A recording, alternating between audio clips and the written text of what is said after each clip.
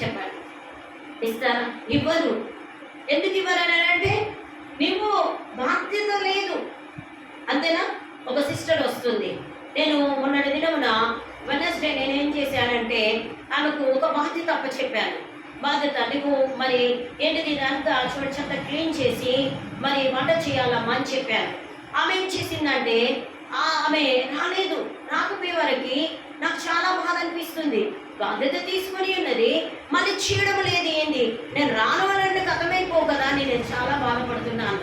ఇక నేను అయ్యగారు కలిసి మేము ఇవన్నీ వేసి ఉన్నాం, ఈ కార్పెట్స్ చైర్స్ అన్నీ వేసి ఉన్నాం. అప్పుడు నేను అనుకున్నాను, మొదట ఆమె వచ్చి మళ్ళీ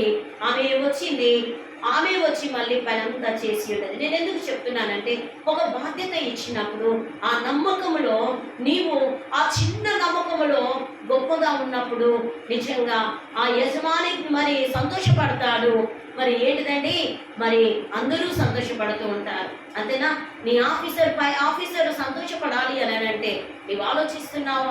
ఒక బాధ్యత కలిగి నమ్మకం కలిగి ఆ యొక్క ఆఫీసర్ దగ్గర నువ్వు కరెక్ట్గా ఉండి ఆయనకు లోబడి ఉండి ఉన్నప్పుడే నిన్ను ఇంకా ఎక్కువగా ఆయనకు ఏంటిదండి ఇంకా ఎక్కువగా పోస్టులు నీకు ఇవ్వడం ప్రారంభిస్తాడు. పై ఉద్యోగము, ఇంకా వేరే జాబు, మరి హై పోస్ట్ ఇవ్వడము, జాబ్స్ ఇవ్వడం ప్రారంభిస్తాడు. నువ్వు ఆలోచిస్తున్నావా? ఈ లోకరీతిగానే నీవు ఒక ఆఫీసర్కు లోబడుతున్నావే, పరలోకపు తండ్రి నన్ను సృష్టించిన ఆ జీవం కలిగిన దేవుని దగ్గర నీవు లోబడి బాధ్యతగా చేస్తున్నావా? ఒకసారి ఆలోచించు ప్రియ సహోదరులారా. ఇక్కడ ఏమని అంటున్నాడంటే ఇక్కడ నీవు ఉద్యోగంలో కూడా ఒక పని ఇచ్చున్నది. కాబట్టి మన యొక్క మినిస్ట్రీలో కూడా ఒక పని ఇచ్చినది.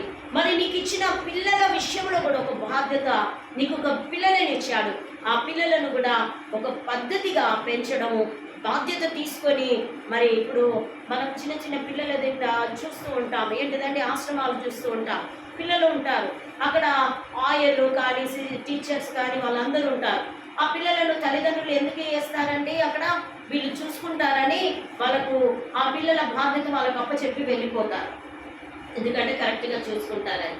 నీకు ఇచ్చిన బాధ్యత కూడా నీ పిల్లల పట్ల, నీ కుటుంబం పట్ల, నీ ఉద్యోగం పట్ల, నీ సేవ పట్ల అన్నిట్లలో ఇచ్చిన వాటిని బాధ్యతగా నీవు నిర్వర్తించినప్పుడు మరి అల్పుల ఎదుట కాదు కానీ నిన్ను నిలవబెట్టేది రాజుల ఎదుట నిలవబెడతానని చెప్తున్నాడు. చప్పట్లు కొట్టి దేవుని మేనపరిచారు. కాబట్టి మనం ఆ విధంగా దేవుని యొక్క మరి చాలా మంది ఏం చేస్తారంటే దేవుని పని చేసేటప్పుడు చిన్న పనే కదా, దేవుడు నన్ను చూస్తున్నాడా, మరి ఈ యొక్క చిన్న పని నేను చేస్తున్నాను కదా అని అనుకుంటారు. కానీ ప్రేమలారా, దేవుడు చిన్న పనినైనా చూసే దేవుడు ఇస్తున్నాడు. నీవు ఈ యొక్క ఇదేంటిదాన్ని రిప్లై చేసేది, దీన్ని ఇట్లా తీసి నువ్వు ప్లే చేసినా కూడా దేవుడు నిన్ను చూస్తూ ఉంటాడు, అంతేనా? ఈ కార్పెట్ తీసి చైర్ తీసి అక్కడ పక్కకు పెట్టినా కూడా దేవుడు నిన్ను చూస్తూ ఉంటాడు. చిన్న పనేనా నేను అనుకోకు, అది బాధ్యతగా చేయి. ఆ చిన్న పనేనా నమ్మకంగా చేయి. అందుకోసమే అప్పుడు ఏం చేస్తాడట, చాలా మంది అంటూ ఉంటారు, అక్క ఈ చిన్న పనిని దేవుడు చూస్తాడంటే ఆ చిన్న పనిని కూడా దేవుడే చూస్తాడు. హల్లెలూయా.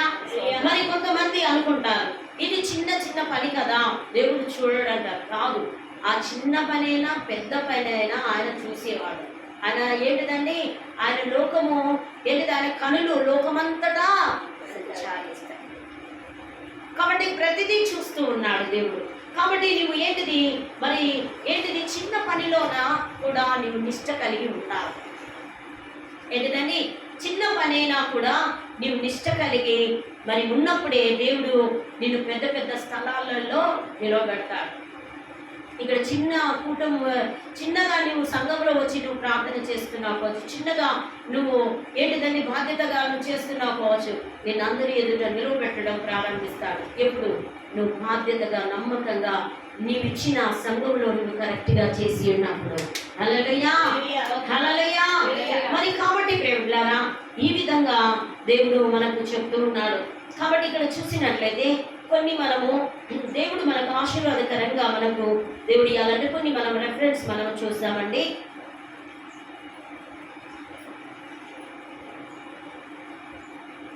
మనం చూసినట్లయితే మనము దేవుడు మనము అల్పులైన వారి ఎదుట దేవుడు మనలను నిలవబెట్టు వారేంచున్నాడు.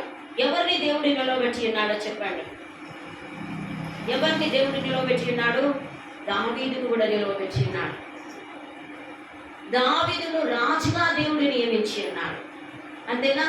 అతన్ని గొర్రెల కాపరి అయిన దావీదును దేవుడు నిలవబెట్టి ఉన్నాడు. ఎందుకు? ఆయన ఎప్పటికీ దేవుని ఎదుట మరి ప్రార్థన చేసేవాడై ఇచ్చినాడు. గొర్రెల కాపరి అయిన దావీదును రాజుగా నియమించి ఉన్నాడంటే నీవు ఒక్కసారి ఆలోచించు. నువ్వు గొర్రెలని మనం కాసుకుంటావా? చూడండి, ఒక్కసారి ఆలోచించు. అలాంటి వ్యక్తిని, ఆ దీన స్థితిలో ఉన్న వ్యక్తిని దేవుడు దీవించి రాజుగా నియమించి ఉన్నాడంటే నువ్వైతే కాయట్లేదు కదా. దేవుడు నిన్నెందుకు దీవించాడు? ఆ నమ్మకంగా, ఆ యొక్క దావీదు నమ్మకంగా దేవుడిలో ఉన్నాడు కాబట్టి, అందుకోసమే నమ్మకస్తుల వారిని నేను మెండుగా దీవిస్తానని చెప్తున్నాడు. ఆయన మెండుగా మనకు ఆశీర్వాదాలు ఇవ్వాలి అని అంటే నువ్వు తప్పకుండా సమయాన్ని పాటిస్తాం, సమయానికి దేవుణ్ణి ఆరాధిస్తాం. 2-3 మాటలు చెప్పుకొని నేను ముగిస్తాను, టైం ఎక్కువ అవుతుంది కాబట్టి. చూడండి, ఇంకోటి సామెతలు 14 చదివినాను. ఎవరైనా 14 చదువు. సామెతలు 14 బద్ధకంగా పనిచేయవాడు దరిద్రుడగును, శ్రద్ధ గలవాడు ఐశ్వర్యవంతుడగును. చూసారా? ఏమని అంటున్నాడు? బద్ధకంగా పనిచేయవాడు, అశ్రద్ధ చూపువాడు ఏమైపోతాడట? పనిచేయవాడు దరిద్రుడు అయిపోతాడట. చాలామంది నిజంగా నిద్రపోతులు ఉంటారు, తిండిపోతులు ఉంటారు. ఇలాంటి వారు దేవుని రాజ్యంలో ప్రవేశించరు. అంతేనా? చాలా మంది ప్రార్థనకు మరి ఎర్లీ మార్నింగ్ లేసి ఎంతమంది ప్రార్థన చేస్తారు చెప్పండి? ఒక్కరు చేస్తున్నావా? చెప్పండి, ఒక్కసారి ఆలోచించు. మీరేమన్నానండి, నాకు ఒక్కొక్కసారి ఎగ్జామ్స్ రాస్తే ఎట్లా భయం అవుతుందో, నాకు దేవుని యొక్క పని విషయంలో కూడా నాకు అంతే భయం అవుతుంది. అమ్మో, తొందరగా లేవాలి, తొందరగా ఏంటిది దేవుని యొక్క పని చేయాలి, ప్రార్థన చేయాలని. ఆ టైంకు దేవునికి మనకి ఇచ్చిన టైంకు మనం చేయకపోతే బాధ్యత లేని వారిగా దేవుడు గుర్తిస్తాడు. కాబట్టి చాలా మంది నిజంగా దేవుని యొక్క ఏంటిదండి, దేవుని యొక్క చాలా మంది దరిద్రులుగా ఎందుకుంటారండి? ఎందుకుంటారు చెప్పండి? పని చేయకపోతే. కొంతమంది కుటుంబాల్లో చాలా మంది చాలా మంది ఒక 5-6 ఫ్యామిలీస్ ఉంటారు. తల్లిదండ్రులు ఉంటారు, అందులో 4-5 పిల్లలు ఉంటారు. పిల్లలు యవనస్తులు అయినా కూడా వాళ్ళు పనులు చేయకపోతే నా కుటుంబము, ఒక తండ్రి చేస్తేనే కుటుంబము మరి నడుస్తుందా? 5-6 యవనస్తులు, 5-6 మెంబర్స్ యవనస్తులు ఉన్న తర్వాత ఆ కుటుంబంలో ఒక్కడు బాధ్యత తీసుకొని పని చేస్తుంటే ఆ యొక్క జీతం సరిపోతుందా చెప్పండి? అందరూ కలిసి 5-6 కలిసి పని చేస్తే ఏమవుతుందండి? అక్కడ మంచిగా హ్యాపీగా ఉంటారు, సంతోషంగా ఉంటారు. ఎందుకంటే అందరికీ జీతాలు వస్తాయి కాబట్టి, అందరికీ శాలరీస్ పడతాయి కాబట్టి అందరూ హ్యాపీగా ఉండడం ప్రారంభిస్తారు. చాలా మంది నిజంగా బద్ధకస్తులు చాలా మంది ఉన్నారు. ఎందుకంటే పని చాలా మంది పని దొంగలు ఉంటారు. అంతేనా? ఏదో ఒక సాగు చెప్పి పని చేయరు. అది కూడా నిర్లక్ష్యమే. దరిద్రుడు అయిపోతావు, దరిద్రురాలు అయిపోతావు. నీకు ఇచ్చిన పనిని నువ్వు నమ్మకంగా చెయ్యి. ఏ పనైనా కానివ్వండి. నీకు ఉద్యోగం ఇచ్చాడా, ఉద్యోగం చెయ్యి. నీకు ఒక బిజినెస్ ఇచ్చాడా, బిజినెస్ లో కరెక్ట్ గా చెయ్యి. నువ్వు ఇంట్లో ఖాళీగా ఉండకు. నీకు ప్రార్థన వరం ఇచ్చాడా, ప్రార్థన చెయ్యి. ప్రకటించే వరం ఇచ్చాడా, ప్రకటించు. ఇంట్లో ఉండకు ఖాళీగా. దేవుడు ఇది యేసయ్య ఏదంటే రాత్రంతా ప్రార్థన చేసేవాడు, పొద్దంతా ఉదయం అంతా దేవుని యొక్క సేవ చేశాడు. తండ్రికి కూడా ఏంటిదండి సపోర్ట్ చేశాడు, వడ్రంగి పని చేశాడు, తండ్రికి సహాయం చేశాడు, హెల్పింగ్ గా ఉన్నాడు. నువ్వు ఉంటున్నావా? లేదు, తినాలే, పడుకోవాలి. చాలా మందికి అదే అలవాటు. ఏమనంటే నిద్రపోతులకు దేవుని రాజ్యము లేదండి. నిద్రలే సైతాన్ని వదిలిపెట్టేసుకోవాలి. మా నాన్న చెప్తూ ఉండేవాడు, ఆడపిల్లలను కూడా పడుకొని ఇవ్వకపోయేది మా నాన్న. ఇంట్లో ఒట్టిగా ఎవరిని కూడా ఒట్టిగా ఉంచకపోయేది మా నాన్న. ఉండదు, పడుకోవద్దు. ఎందుకనంటే నీకు బాధ్యత, నీకు ఏది నువ్వు ఒకవేళ ఇప్పుడే చేయకపోతే నువ్వు మళ్ళా నెక్స్ట్ టైం ఎలా చేస్తావు? అందుకోసానికి మనకు మరి ఏంటిదంటే బాధ్యత మనకి ఇచ్చినప్పుడు ఏంటిది, సోమరులుగా, చాలా మంది సోమరులుగా తయారవుతారు. సోమరి జీవుల యొద్దకు వెళ్ళి నేర్చుకో అని చెప్తున్నాడు. నువ్వు నేర్చుకుంటున్నావా? లేదు. మనం ఎంత చెప్పినా ఎక్కడ వేసింది అక్కడనే ఉంటుంది. దరిద్రులుగా తయారవుతారట, చాతకాని వారిగా తయారవుతారట, పని దొంగలుగా తయారవుతారట. ఏంటిదండి మరి ఏంటిది, ఇతరుల మీద ఆధారపడడం ప్రారంభిస్తారు. ఇక పని చేయని వారు ఇతరుల మీద ఆధారపడడం చేయడం బ్రతుకుతూ ఉంటారు. ఎవరు తీసుకొచ్చి ఇస్తారా, ఎవరు ఇస్తారా, మరి ఎలా తీసుకోవాలన్న ఆలోచన కలిగి ఉంటావు. నువ్వు కష్టపడి నువ్వు పని చేయి ప్రేమికులారా, నీకు ఆశీర్వాదకరంగా ఉంటుంది. నువ్వు ఇతరులకు ఇచ్చే బిడ్డగా ఉంటావు. అది నువ్వు చేస్తున్నావా? ఆ బాధ్యత చేస్తున్నావా?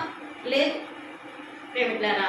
అందుకోసమే అంటున్నాడు, ఏమని చెప్తున్నాడంటే, బద్ధకముగా పనిచేవాడు దరిద్రుడగును, శ్రద్ధ గలవాడు ఐశ్వర్యవంతుడు అవుతాడు. ఆమేన్, హల్లెలూయా. నువ్వు శ్రద్ధగా పని చేసిన, ఇచ్చిన దానిని శ్రద్ధగా చెయ్యి. ఏ చిన్న పని ఇచ్చినా, ఇంట్లో ఎవరైనా నమ్మకంగా నీకు పని ఇచ్చినా ఆ పని శ్రద్ధ కలిగి చెయ్యి. అప్పుడు దేవుడు నిన్ను, మరి నీ వాళ్ళు కూడా నిన్ను దీవించడము, నీకు ఇవ్వడం ప్రారంభిస్తారు. దేవుడి దగ్గర కూడా నువ్వు శ్రద్ధ కలిగి చెయ్యి పని, నువ్వు ఐశ్వర్యవంతుడు అవుతావు. కాబట్టి ప్రేమికులారా, ఇలాంటి మరి ఆ యొక్క సామెతలలో మరి ఈ యొక్క మరి రాసి ఉన్నది, సొలొమోను రచించిన సామెతలో ఇచ్చిన. నువ్వు ఒకసారి ఆలోచించు.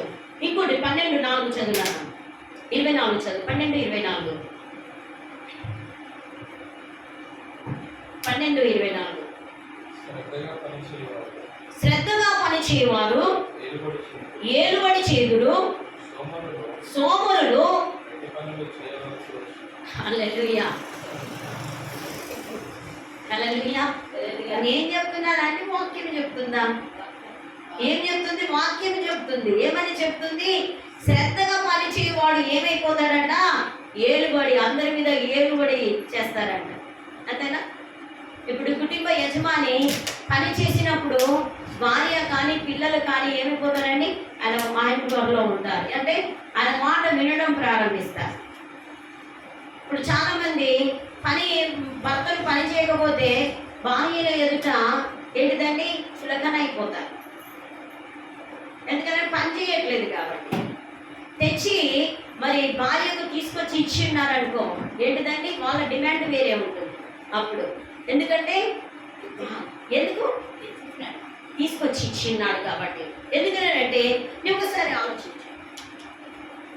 శ్రద్ధగా నువ్వు ఏ పనైనా కానీ శ్రద్ధ కలిగి చేయి. దేవుని పని కూడా నువ్వు శ్రద్ధ కలిగి చేయి. ఒక నియమం పెట్టుకో, ఒక టైం పెట్టుకో. ఆ టైంలో, ఈ టైంలో నేను ఉండాలి. చాలామంది చెప్తారు కానీ చేయరు. చాలామంది చెప్తూ ఉంటారు. ఎట్లా చెప్తారంటే ఇప్పుడే చేసినట్టు చెప్తారు కానీ వాళ్ళు చేయరు. వాళ్ళు ఏంటిదండి, చేయరు. చెప్తారు కానీ చేయరు. చేయకపోతేనే నువ్వే నష్టపోతావు. ఎవరు నష్టపోతారు? చెప్పిన వాళ్ళే నష్టపోతారు. ఎందుకంటే నువ్వు చెప్తున్నావు కానీ చేయట్లేదు, అమలు చేయట్లేదు. కానీ నువ్వు చెప్పి నువ్వు చెయ్యి, దేవుడు నిన్ను ఆశీర్వదించడం ప్రారంభిస్తాడు. శ్రద్ధగా పని చేయవాడు ఏలుబడి చేదురట. ఏంటిదండి, ఇప్పుడు రాజ్యాలు ఏలుతులేరా? అంతేనా? చెప్పండి. రాజులు రాజ్యాలను ఏలలేదా? దావీదు రాజ్యాన్ని ఏలి ఉన్నాడు. ఎంతోమంది మరి ప్రవక్తలు దేవుని యొక్క రాజ్యాన్ని, మరి ఈ యొక్క ఏంటిదండి రాజ్యాన్ని ఏలి ఉన్నారు. నువ్వు ఆలోచిస్తున్నావా? నువ్వు ఏ పని శ్రద్ధగా చేస్తున్నావు? నువ్వు ఒకసారి నిన్ను నీవు ఇమాజినేషన్ చేసుకో. ఇక్కడ అంటున్నాడు, ఏమని చెప్తున్నాడు? సోమరులు వెట్టి పనులు చేయవలసి వచ్చును. ఇక సోమరికి ఏంటిదంటే ఏదో ఒక పని అప్పచెప్పడం ప్రారంభిస్తారు. నువ్వు కరెక్ట్గా మంచి పని ఉద్యోగమే చేసిన వాళ్ళకు నీకు ఏంటిదండి, ఇంట్లో పని భయపడతారు. ఇంట్లో పని చెప్తారా? ఇది తీసుకురాపో, కూరగాయలు తీసుకురాపో, అది తీసుకురాపో, ఇది తీసుకురాపో అని చెప్తారా? చెప్పరు. ఎందుకంటే నువ్వు ఒక బాధ్యత కలిగిన పౌరుడిగా పని చేస్తున్నావు కాబట్టి. బాధ్యత కలిగి ఒక వ్యక్తిగా నువ్వు పని చేస్తున్నావు కాబట్టి నీకే పని చెప్పాలంటే భయపడుతూ ఉంటారు. ఎందుకనంటే నువ్వు ఒక బాధ్యత కలిగి ఒక ఉద్యోగం చేస్తున్నావు కాబట్టి, కొంత సంపాదన సంపాదించి కుటుంబంలో ఇస్తున్నావు కాబట్టి నీకు భయపడడం ప్రారంభిస్తారు. కాబట్టి ప్రియబిడ్డలారా, మరి సోమరులు ఏంటిది? సోమరులకు ఏంటిదండి? ఏదో ఒక పని చెప్పడం ప్రారంభిస్తారు. ఎందుకనంటే నువ్వు బాధ్యత లేదు కాబట్టి ఈ పని చేయి, మరి ఎట్లా వెళ్తుంది, మరి ఏ విధంగా నడుస్తుంది అని చేయడం ప్రారంభిస్తారు. కాబట్టి ఏమని చెప్తున్నాడంటే, మరి చూడండి, నేను ఇక్కడికి చెప్పి నేను కొంచెం ముగిస్తాను. మీరు ఆలోచించండి, సోమరుల వలె ఉందామా, మరి బాధ్యత కలిగి జీవిస్తామా? బాధ్యత కలిగి జీవిస్తాం. దేవుడిచ్చిన పనిని కొంచెమైనా మంచిగా క్రమముగా చేస్తామా, మరి లేకపోతే క్రమము లేకుండా చేస్తామా? నీవు ఒకసారి ఆలోచించు ప్రియమిట్లారా. దేవుడు చూస్తున్నాడన్న ఒక ఆలోచన కలిగి నీవు దేవుని సన్నిధికి రా.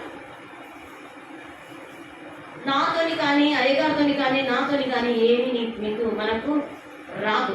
ఎవరితో వస్తుందని? దేవుని యొక్క ఆశీర్వాదం దేవునితో వస్తుంది. కాబట్టి నీకైనా, నాకైనా, మనకైనా, అందరికైనా దేవుడు ఆశీర్వదిస్తాడన్న ఒక నమ్మకం కలిగి, బాధ్యత కలిగి దేవుని సన్నిధికి రా.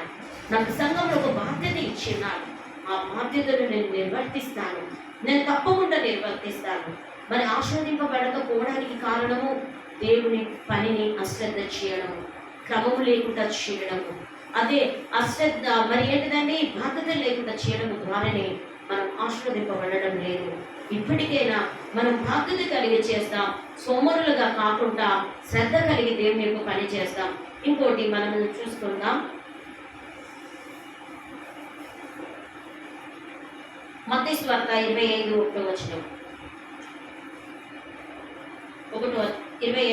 25 చదువు.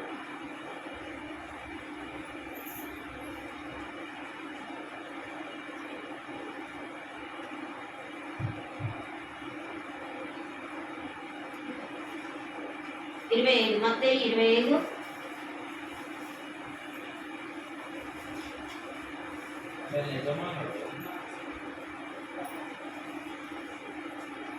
చదువున్నాను. అతని యజమానుడు, బలా నమ్మకమైన మంచి దాసుడా, నీవు ఈ కొంచెంలో నమ్మకంగా ఉంటివి, నిన్ను అనేకమైన వాటి మీద నియమించెదను, నీ యజమాని సంతోషంలో పాలు పొందుదు అని అతనితో చెప్పాను. హల్లెలూయా, చప్పట్లు కొట్టి దేవుని మహిమపరుస్తాం. చూసారా? బలా నమ్మకమైన మంచి దాసుడా, నువ్వు కొంచెంలో నమ్మకంగా ఉన్నావు, నీకు ఇచ్చిన పనిలో కొంచెంలో నమ్మకంగా ఉన్నావు కాబట్టి ఎవరు అంటున్నాడు, మరి నిన్ను అనేకమైన వాటి మీద నేను నిన్ను నియమిస్తాను. ప్రియమిత్రులారా, ఒక యజమాని దగ్గర ఏంటిదండి బాధ్యత తీసుకొని నీవు మరి దాసుడుగా ఉన్నప్పుడు నీవు ఒక పనిని నీవు బాధ్యతగా చెయ్యి. దేవుడు అనేక వాటి మీద నిన్ను ఏం చేస్తాడట? నియమించడం ప్రారంభిస్తాడట. చూడండి, యోసేపు కూడా నమ్మకంగా ఉన్నాడు. ఆ యొక్క ఫరో ఇచ్చిన బాధ్యతను నమ్మకంగా చేశాడు కాబట్టి మరి ఒక్కటి సీటు మాత్రమే ఆయన అధికారం, అంతటా అన్నిటి మీద ఆయనకు అధికారము ఫరో మరి యోసేపుకు అధికారం ఇచ్చి ఉన్నాడు. ప్రియమిత్రులారా, నమ్మకంగా దేవుని యొక్క సేవలో ఉందా? నమ్మకంగా దేవుని సేవ చేస్తాం. నాకు ఇచ్చిన బాధ్యతను నమ్మకంగా మనం నిర్వర్తిస్తాం. బలా నమ్మకమైన మంచి దాసుడా, నీవు కొంచెంలో నమ్మకంగా ఉన్నావు కాబట్టి అనేక వాటి మీద ఏంటిదండి అనేకమైన వాటి మీద నేను నిన్ను నియమిస్తాను అని మరి యజమానికి సంతోషము కలిగేలాగున మనం ఏం చేయాలండి? మరి సంతోషం కలిగేలాగున మనం ఉండాలి. అప్పుడే మనం అన్నిట్లలో మరి అతడు ఏంటిదండి సంతోషంలో పాలు పొందుదుము అతనితో చెప్పాను. కాబట్టి ఏంటిది దేవుడు మనతో చెప్తున్నాడు, మనం ఏంటిదనంటే ఒక బాధ్యతను కలిగి మనము మరి దేవుని యొక్క పని చేసినప్పుడు ఆ దావీదును ఏ విధంగా రాజుగా దేవుడు నియమించి ఉన్నాడో, సొలొమోనుని ఏ విధంగా రాజుగా నియమించి ఉన్నాడో, మరి చాలా మంది మరి వాళ్ళని భక్తులను ఏ విధంగా రాజుగా నియమించి ఉన్నాడో, వారు నమ్మకంగా వారు బాధ్యత కలిగి చేసి ఉన్నారు కాబట్టి దేవుడు వారిని దేవుడు వాళ్ళను రాజులుగా మరి రాజులుగా దేవుడు వారిని నియమించి ఉన్నాడు. హిజ్కియా రాజును, మరి ఆ యొక్క చాలా మంది రాజులను మన గ్రంథంలో మనం చూస్తూ ఉన్నాం. అలాంటి రాజులను దేవుడు ఆశీర్వదించినట్లు నిన్ను నన్ను ఆశీర్వదించాలంటే దేవుని పనిలో నమ్మకంగా మరి మనం ఉందాం. అందుకోసమే అంటున్నాడు. మరి చూడండి, తన పనిలో నిపుణత గల వాడిని చూచితివా, అల్పులైన వారి ఎదుట కాదు, వాడు రాజుల ఎదుటనే నిలుచును. ఏంటిదండి? అల్పుల ఎదుట, మామూలు వాళ్ళ దగ్గర నిన్ను నిలవబెట్టాడు. నిన్ను ఎక్కడ నిలవబెడతాడట? నీకు సింహాసనం ఎక్కడ ఇస్తాడట?